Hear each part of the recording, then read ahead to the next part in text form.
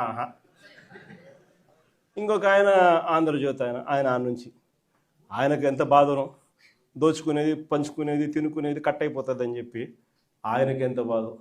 వైఎస్ఆర్సీపీ శ్రేణులందరి మీద అన్యాయమైన మాటలు, దుర్మార్గమైన మాటలు మాట్లాడతారు. అసలు నిజం చెప్పాలని నేను ఇదే రాధాకృష్ణకి చెప్తా ఉండా, నువ్వు అన్న మాటలు రేపొద్దున మా ప్రభుత్వం వచ్చినాక నిన్ను తిప్పని స్టేషన్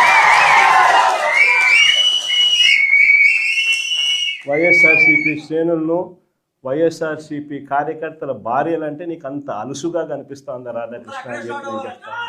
ఎవరికైనా వాళ్ళకైనా భార్యలు ఉంటారు, వారి భార్యలను ఉద్దేశించి మనలో ఎవరైనా కానీ మనమైనా కూడా అలా మాట్లాడితే వాళ్ళకి నచ్చుతుందా? ఎవరికి నచ్చదు. నచ్చినప్పుడు అలాంటి మాటలు మాట్లాడేదానికి కనీసం అలాంటి మాటలు మాట్లాడినప్పుడు తప్పు అని చెప్పి కనీసం ఈ నాయకులన్నా చెప్పాలి కదా.